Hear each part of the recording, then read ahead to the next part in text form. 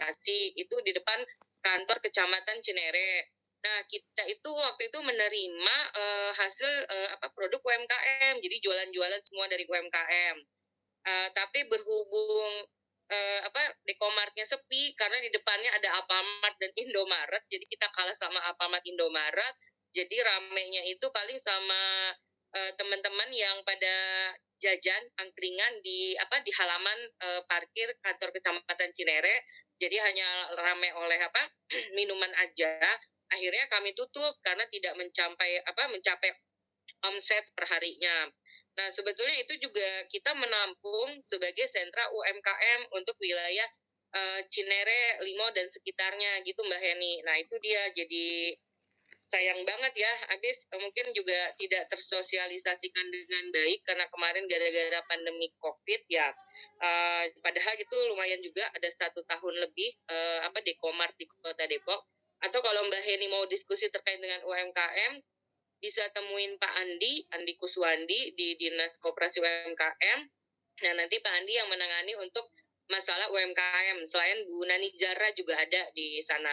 Jadi mungkin Mbak Heni kalau ada teman-teman UMKM yang mau jual produknya bisa boleh dititipkan di Dekomart di minimarketnya Korpri Kota Depok. Nah, itu sudah ada kita juga di alun-alun Kota Depok, minimarket Dekomart. Jadi insya Allah nanti di beberapa ada 3 toko yang kami punya di Jatimulya, di alun-alun, dan di Balai Kota sendiri. Itu boleh nitip jual. Jadi nanti yang laku yang dibayar oleh Dekomart. Nah, terus terkait dengan sampah Kali Pesanggerahan, sebetulnya ini termasuk dengan masalahnya sama sebenarnya dengan Kali Ciliwung. Cuma memang Kali Pesanggerahan dan Kali Ciliwung, Sungai Ciliwung itu mungkin Bang Nurdin juga tahu itu kewenangannya pusat gitu ya. Nah, lagi-lagi pusat, jadi karena mungkin entah luas atau gimana, jadi ada peraturan dari Kementerian PU lewat Dirjen Sumber Daya Air bahwa Kali Pesanggerahan dan Ciliwung itu kewenangan pusat. Nah, mengenai batas garis sepadan kalinya itu sekitar 15 sampai 10 meter.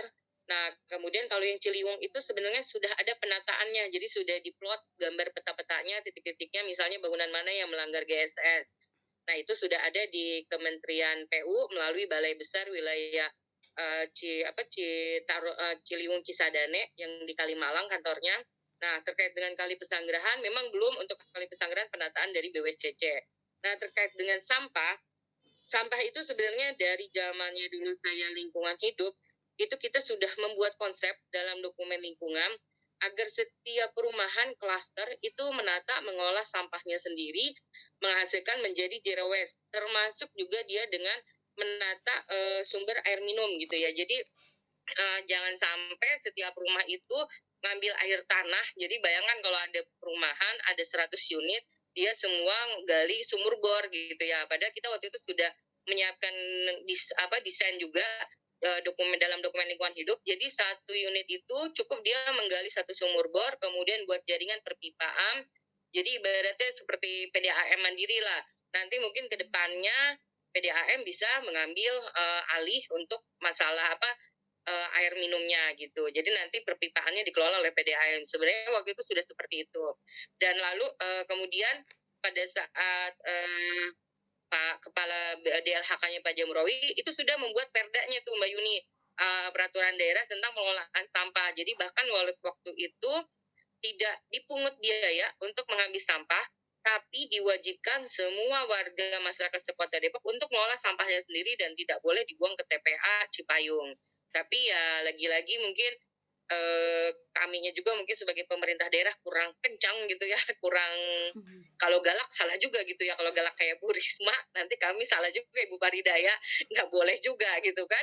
Tapi kalau nggak galak ke warga ya begini ini gitu ya, mereka pada bandel juga gitu Mbak Yuni, nggak jalan juga gitu. Jadinya akhirnya Perda itu, program itu nggak jalan gitu. Sebenarnya kami sudah melakukan upaya seperti itu gitu. Waktu itu sampai di zamannya Pak Nur Mahmudi kalau nggak salah juga waktu itu, jadi ada dari tim dari Jepang juga yang sampai mengawal membantu masalah Perda itu Bu Farida gitu. Makanya dari hasil dari Jepang itu dan tim dari Jepang itu ya dihasilkanlah Perda tersebut gitu.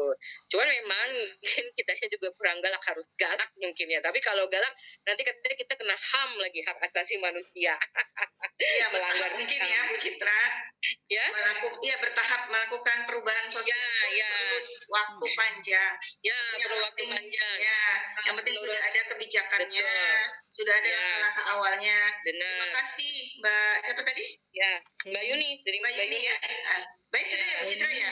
Tadi ini yang ya, satu lagi Bu, tadi yang pertanyaan Bang Nurdin, jalan yang lubang Cinere itu udah beberapa hari udah ditambal Bang Nurdin. Bisa lihat ada di Instagram PUPR atau nanti saya kirim ke Bu Farida ya. Sudah ditambal beberapa hari lalu. Ya. Oke, ini yang Arta Yasa Pacuan ini yang apa? Oh iya, yang saluran nanti sudah saya catat. Mungkin bisa perhatian di ABT ya Bu.